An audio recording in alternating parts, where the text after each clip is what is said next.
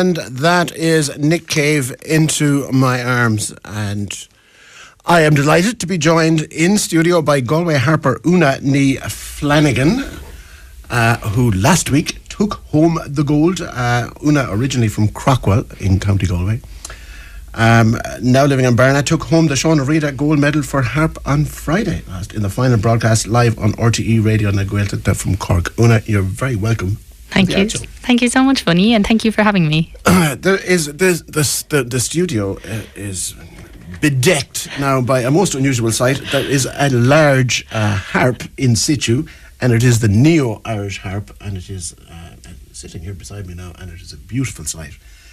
Tell me about yourself and the harp, Una. Okay. Where did all of that begin? Where did it all begin? Well, the harp started around 1,100 years ago, but I started around 30 years ago in Crockwell. It intersected at some point. Yes. At age 11, I got exposed to it.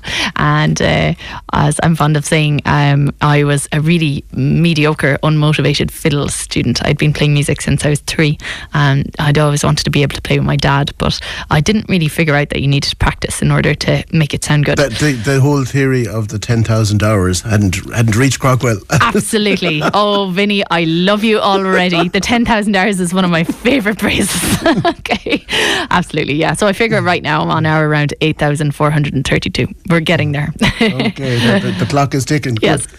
I would have thought that 11 was kind of late to be picking up an instrument like this. Well, do you know, it's really interesting. In general, in harp, up until our generation, people didn't start it until they were 11 or older because, first of all, it's quite big, right? So relative to like a violin, it's 4.5 foot tallish. So if you were to pop that onto the shoulder of a 10-year-old or less, maybe say a 7-year-old, you'd be scared it'd fall and squish them, you know? Of course. There will be a health and safety issue. Exactly. Around that. Yeah. Okay, I hadn't thought of that. Yeah. And then secondly, it's quite it used to be quite an expensive instrument to start with, so that meant that, like, you know, really you just had the daughters of very, very high income people starting it, or sons. So was the general thing that people would take up another instrument or would learn another instrument and then move on to the harp? Absolutely. Yes, you've got it in one. Now, one of my favourite kind of rants is that you should be able to start the harp for cheap. So there's these wonderful small harps after coming on the market now, and they're on sale from different makers all over the world. There's some makers in Ireland, there's some makers in America, and other places in Europe also. And it's a real phenomenon of the last 5 or 6 years, and it means that whereas normally you'd have had to have an outlay of say €2,500 for a large full-size harp, now you can start the harp from anything from €450 up. So it's an amazing phenomenon, and it's really revolutionised the instrument, and I think that in the next decade or so we're going to see a huge impact from that. There was a period, Una, was there not, when the harp nearly disappeared. Absolutely. From Irish life. Was it around the end of the 19th century? Or you're totally bang on. It was around the 1800s. So yes. Essentially, now, I would love if there's historical harpists out there to correct me, right? But in my experience, as I understand it, the Belfast Harp Festival of 1798 was essentially the closing of a period of great harp activity in Ireland, and then because of political and social, revolutionary year, 1798. It was. And obviously. Did I get that right? I think I might have gotten that wrong, because it's not actually. It's 17. Oh God, that's so embarrassing. It's 1792. It's 1792. Okay, excuse me. 6 years off. Oh God. What 6 years? We're talking about a couple of hundred. Exactly. So anyway, because then of great political and social change, there was nary a harp string plucked for the years of the 1800s. And then in the 1900s, as part of the Gaelic revival, people started trying to get it started again. And one interesting thing is that the ancient Irish harp was strung with metal strings, and it was relatively small, say I'm really extemporizing here, but like maybe 2.5 to 3 foot tall, 3.5 foot tall. And when they were reinventing the Gaelic harp, and along with their image of Irishness in the early 1900s, they went and looked abroad, and the pedal harp on the continent and its cousin, the lever harp, were all way bigger than the ancient Irish harp, and they took inspiration from that, probably musically and in terms of just a physical model, and made a Neo-Irish harp, which is round 4.5 foot tall, and they strung it with the same material on the continent, which was plastic, or sorry, it's plastic now, it was gut at the time. And on the continent they would play with their finger pads, so you make a lovely round sound like this. Whereas in the ancient Irish harp was strung with metal and would have been plucked with the nails, giving a really long, resonant, more metallic tone. Now, this is a really rough approximation. Okay, that's just me plucking a metal bass string with the tiny bit of nail that I have, but hopefully you can hear a rough idea of the difference. So we actually have two totally different instruments in Ireland. Okay, and how many people play the harp? Approximately. Yeah. There's a census out there that says approximately 400 and something professional performers. I think it's more. For professional? Yeah. Professional performers? Yeah. Really? Now, what's also interesting about that census is that the majority of those professional performers are not full-time. And I think that's because the harp is a very heavily gendered instrument. So unfortunately, far more so than accordion or fiddle, there is an awful lot of people who play the harp who are women. And then, for example, the pipes, seal and pipes, very rare to find a woman who plays the pipes. It's usually a man.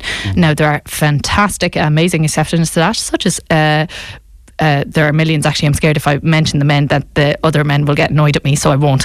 But for starters, Michael Rooney, who won Composer of the Year this year, and also another guy who was in the competition with me called McGonigal, and the list goes on. Oisin Morrison, who won the competition the year before me, blah blah blah blah. But so there are wonderful exceptions. But I suppose I'm saying this, Cormac Tabarra. You see, I shouldn't have even started. But I'm down this road now. You're going to regret it. I'm going to experience harp. I don't know, harp. What's called when they put you into the silent place? Harp Coventry. But anyway, you get the idea. But a lot of them, the census actually said that perhaps one of the reasons there are very few full-time performers on harp is because a lot of the performers on harp are women, and unfortunately the take-up of professional musicianship is lower amongst women than men. Well, okay. I still think that's a pretty high figure. Yeah. I mean, that's considering there was nothing at all. This is true. You're right, actually. If I take the long view, you're right. That is a very positive figure. Okay, you were growing up in Crockwell in your teenage years, lugging around a harp. How was that in terms of the peer experience? Okay, that's a really great question. So there was part of me that felt really special and different because I played the harp, and there was another part of me that felt really stupid because so on the harp, right, there's around 8 different ways to play each note, okay? So you can play it with your thumb, your index finger, your middle finger, or your fourth finger on your right hand. And then you can equivalently play it. You can approach it from any of the other fingers, and you can descend from it to another finger. So there's 8 by 7 by 6. There's all of these multiple exponential ways to play each note. And that means that it's simply longer to learn how to play a tune on a harp than it is, for example, on a tin whistle, when you just have play D at all times with 6 fingers down. So I know there's different parameters and variables on each instrument, but in my experience, the harp does take longer to get good at. Now, the good news about the harp is that you never sound crap. The sound is very, I'll just play for you here. That was just me drawing my hand along the strings, no effort. It's just a fabulous tone entirely naturally. So that's a wonderful asset. You never sound aggressive or out of... Yeah, it's nice. You don't have that 2 years on the guitar before you can leave your bedroom. Exactly. Or the violin screeching or the pain of the guitar either. It's quite gentle to play the harp, so that's lovely. But I speak as somebody who tried to learn guitar and failed miserably. But I suppose, so when I went to sessions, all the fiddlers and flute players and accordion players around me would know hundreds of tunes, and I'd only know 10, and I'd feel so thick, so that was hard. But I suppose and does the harp fit into a session if you were to join one? Come to Cheek Holy and I will show you, Vinny. Okay. Massive shout out to Cheek Holy, by the way, they're lovely, thank you. A great resource for the whole of the traditional world. Absolutely. So you play in there from time to time. I do, yeah. I play in Cheek Holies for fun, yeah. But yeah, so what's interesting actually about the harp is that the ancient Irish harp was its own art tradition, and the people who played that instrument were very high in status and didn't actually interact with the kind of folk people of the time, we think. And then in the maybe... And were they mostly men who played it? Actually, yes, mostly men, which is really funny, isn't it? But and then there was this kind of transition period when our sovereignty was challenged, and there was a breakdown of our political order. So because of that, the harpers who had high status weren't as easily to be employed because they simply didn't have Irish chieftains in the places of power anymore.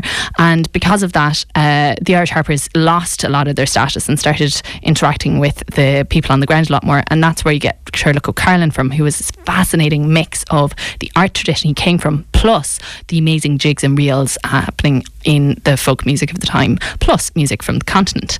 And then there was the hiatus we talked about in the 1800s. And then when it was reinvented in the early 1900s, the harp was mostly used for simple harp song accompaniment, actually, a la Mary O'Hara, etc. Although, let me not say... Mary, of course, is a resident and she lives in Galway now. Absolutely, yeah. Between Ireland and Galway. And actually, I'll take away the word simple. We'll just say song accompaniment, because actually some of the accompaniments were really, really complex. And then finally in the 1980s, this amazing young woman called Morny Cossack released an album called The New Strung Harp, which was a definitive moment in Irish harping, really, because she played jigs and reels on the Irish harp for the first time in a really compelling, idiomatic way. And from then on, thousands of people have strove to copy Morny Cossack playing jigs and reels, and that's the tradition I belong to. And that's where you come from. Okay, now you're going to play something for us, Una. I am. What is that? I'm going to play a piece of music I composed myself. It's called Rune's Tune, and I'm going to go into a couple of jigs for you. Very good. Okay. And while you do that, I'm going to go off and get a camera and make sure I get a photograph of this moment. Okay, this is Una Ní Flanagan and a composition of her own on the Neo-Irish harp.